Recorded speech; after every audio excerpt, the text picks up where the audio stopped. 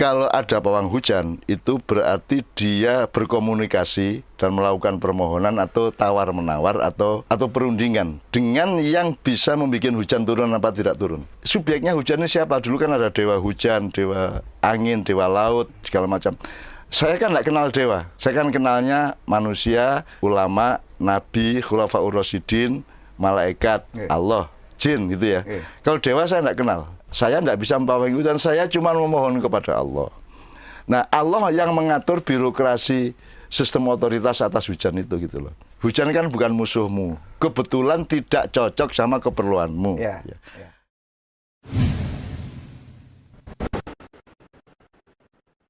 Mbah, ini ada pertanyaan resmi dan tolong dijawab dengan resmi juga. Oke. Jan-jane pawang udan niku napa to, Mbah?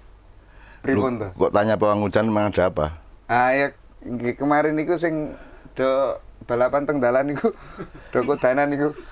Oh, padahal sudah ada pawangnya. Ah, nggih. Terus hujannya tetap turun. Nggih, niku jane pripun to pawang udan niku? Apa Anda menganggap saya pakar pawang hujan? Ora toh? Boten. Ya. Boten kula harus resmi mengatakan bahwa saya tidak punya kepakaran apapun mengenai hujan, mau turun apa berhenti gitu ya. Kan tidak punya kepakaran. Yang jelas kita pengen mirengke Mbah Nun pendapat resmi. Manusia itu pakai nalarnya sederhana gini loh. Jadi pawang itu adalah subjek atau seseorang atau satu pihak yang berkuasa mengendalikan sesuatu hal. Kan gitu kan? Jadi pembalap itu adalah pawang bagi motornya. Ya dah. Kalau Anda angon bebek, Anda adalah pawang. Pawang bebek. Nah sekarang yang dipawangi itu adalah hujan. Nah sekarang harus kita breakdown nih, hujan nih dari mana? Hujan itu kan peristiwa fisikanya jelas. Ya. Tapi kan di dalam agama itu ada sholat minta hujan, ada sholat menghentikan hujan. Itu kan berarti kan ada yang berurusan soal hujan ini. Itu bisa Tuhan langsung, bisa wakil-wakil Tuhan untuk urusan yang menyangkut hujan. Atau juga inisiatif dari makhluk-makhluk Allah, entah jin, entah manusia. Jadi misalnya ada orang yang mencoba mempawangi hujan, itu sebenarnya yang terjadi adalah kenapa pakai lombok merah, misalnya pakai soto. Itu pesennya yang dulu punya kekuasaan terhadap hujan. Jadi siapa saja yang menancapkan soto dan beberapa properti lainnya, itu berarti ngomong matur kepada yang berkuasa atas hujan, tolong anak cucu saya yang sedang balapan ini jangan diganggu oleh hujan. Nah, terus nanti kalau dia berkenan atas permintaan ini, maka terus hujan tidak turun. Itu berarti ada subjek yang mempawangi hujan, bukan pawangnya. Pawangnya cuma meminta kepada yang, kalau bahasa kuno ya, dewa hujan. Kan ada dewa angin, dewa hujan. Kayak misalnya Merapi meletus itu kan ada yang mengendalikan peta di sekitar Gunung Merapi misalnya. Ini saya tidak ngomong bahwa ini pengetahuan enggak. Ini yang pernah kita dengar, kita coba breakdown secara akademis gitu ya. Terus ada yang mengendalikan lahar Merapi. Ada Mbah Petro, ada Kiai Gringsing, segala macam ya. Kalau Gunung Merapi meletus, karena saya kan aktivis Merapi ya. Karena saya ini kan Sardi, penasihat Sardi gitu ya. Kalau ada pawang hujan, itu berarti dia berkomunikasi dan melakukan permohonan atau tawar-menawar atau perundingan dengan yang bisa membuat hujan turun apa tidak turun. Nah, saya pernah pentas dengan Kiai Kanjeng di Taman Mini. Itu musim hujan, pas tahun baru. Tahun baru kan biasanya musim hujan ya. Nah, kami pentas sama soneta Pak Haji Ramai Rama. Pak Haji Ramai Rama dengan sonetanya dibikinkan panggung dengan payonnya. Terus di depan panggung ini ada panggung tambahan di depan, tapi tanpa payon, tanpa terbuka gitu. Terbuka. Nah, yang terjadi adalah hujannya itu miring. Jadi yang Pak Haji Omai Rama dan soneta itu basah kuyup, kita Kiai Kanjeng enggak kena air. Ya sebabnya apa ya? Karena hujannya miring. Jatuhnya miring gitu. Sehingga kemudian pawangnya Taman Mini itu malamnya datang ke saya dan kagum kepada saya dan minta maaf. Tidak bilang sama saya soal kepawangannya segala macam. Saya bilang saya enggak tahu apa-apa. Saya tuh datang dengan Kiai Kanjeng dengan hati tulus, semangat melayani umat, melayani masyarakat pada tahun baru. Dan saya yang old and new-nya kan upacaranya saya, dan itu di depan panggung. Sementara yang di dalam panggung ini kena hujan. Gitu ya. Saya tidak tahu apa-apa mengenai pawang hujan. Saya cuman hadir sebagai orang yang polos-polos saja kan gitu. Jadi jangan pernah mengatakan saya ini mengerti bagaimana menunda atau memindah potensi hujan itu ya. Ketika saya mantu temannya Pak Tup namanya Noe Sabrang, resepsi di Monjali ya. Itu sejak menjelang sore itu awan sudah menggelapkan kota Jogja. Dan ketika maghrib itu sudah menetes-tetes gerimis itu di tempat Sabrang resepsi nikah itu. Kemudian saya adzan. Nah itu saksinya Joko Kanto, Mbak Via, Nevi Budian teman-teman. Saya adzan toh dengan harapan Allah sayang sama anak saya supaya resepsinya aman itu, tidak. Saya adzan kemudian air itu bergerak menyingkir dari wilayah itu. Kemudian hujan deras di semua tempat di sekeliling Monjali itu kecuali di Monjali. Di Monjali tidak turun hujan, bahkan tidak turun gerimis. Bahkan Joko Kanto sama Nevi waktu itu latihan fragmen di atas, di bagian atas, itu ngelihat di kolam itu air menyingkir. Gitu ya. Terus mereka menyimpulkan saya pawang hujan. Jadi seolah-olah ada yang memanage, ada yang mendistribusikan, ada semacam on-off knob gitu ya. Sebelah sini turun, sebelah sini turun, sini enggak gitu loh. Ya. Itu berarti ada subjeknya tuh. Nah, subjeknya hujan ini siapa? Dulu kan ada dewa hujan, dewa angin, dewa laut, segala macam. Saya kan nggak kenal dewa. Saya kan kenalnya manusia, ulama, nabi, khulafaur rasyidin, malaikat, Allah, jin gitu ya. Kalau dewa saya nggak kenal. Dewa itu apa? Itu jenis manusia apa jenis malaikat? Saya nggak punya rumusnya. Dan saya nggak tahu. Jadi saya tidak mengecam. Saya tidak mengerti soal dewa. Sehingga ketika saya juga disimpulkan orang termasuk pegawai-pegawai Monjali bahwa saya bisa mempawai hujan, ya enggak. Saya enggak bisa mempawai hujan, saya cuma memohon kepada Allah. Nah, Allah yang mengatur birokrasi sistem otoritas atas hujan itu gitu loh. Entah bagaimana ceritanya saya juga enggak tahu. Pokoknya faktanya tidak hujan. Sehingga saya juga tidak lantas madeg pawang ora. Saya tidak lantas mendirikan biro pawang hujan terus saya yang mengerjakan sehingga Mandalika menyewa saya. Ya enggak mau juga, saya enggak berani jamin gitu loh. Hujan tidak hujan itu kan urusan yang di luar kekuasaan saya gitu ya. Nah, kalau ada orang berani pawang hujan berarti dia adalah stafnya entah malaikat, entah siapa kan gitu. Nah, saya kan bukan sama sekali. Saya itu hanya orang yang lemah, orang yang mengemis kepada Allah kan gitu kan.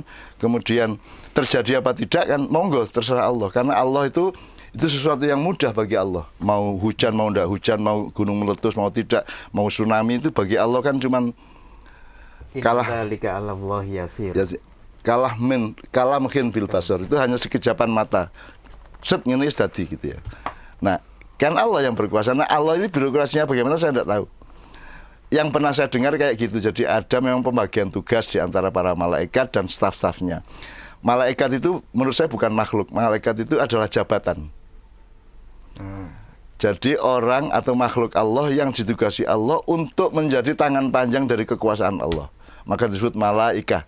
Tool of authority of Allah gitu loh. Jadi tangan panjang dari kekuasaan Allah itu malaikah gitu ya. Bukan makhluk dengan gen seperti manusia apa jin gitu ya. Ya, tapi dia itu karena berupa apa malaikat kan dalam sejarah Islam dan agama-agama kita tahu bahwa malaikat bisa menjadi apa saja. Bisa datang menjadi orang tua, bisa datang sebagai anak kecil, bisa. Jadi tidak tahu itu kita semua tidak bisa mempelajari kan, tidak ada bahannya, tidak ada fakultasnya, tidak ada kampusnya juga gitu ya. Jadi saya juga tidak berani mengatakan bahwa saya mengerti apa-apa mengenai kepawangan hujan. Tapi peristiwanya pasti seperti itu. Pasti ada yang berkuasa atas hujan. Apa kekuasaannya itu langsung apa tidak langsung. Apakah dia bawahannya dari yang penguasa beneran apa tidak. Kita tidak tahu. Kita bisanya memohon. Ya. Jadi ini resmi ya. Jadi saya tidak mengatakan, wah ini gagal. Ternyata hujan 1/4 jam. Saya tidak bilang gagal.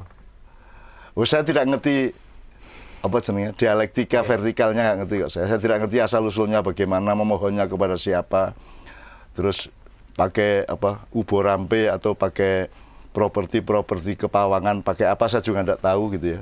Jadi saya tidak bisa ngomong apa-apa soal itu kecuali mencoba menjelaskan secara nalar bahwa apapun yang terjadi di dalam kehidupan ini pasti ada pelakunya, ada subjeknya.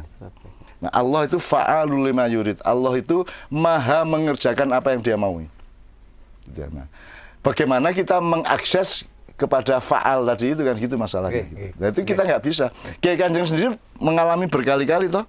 Hujan ndak hujan, hujan ndak hujan.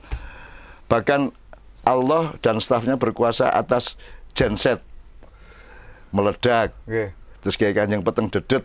Ya. Dan itu malah jadi berkah, Pak. Iya, jadi kita mengalami lampu mati di alun-alun Blora, di Karanganyar, lampu mati, son mati.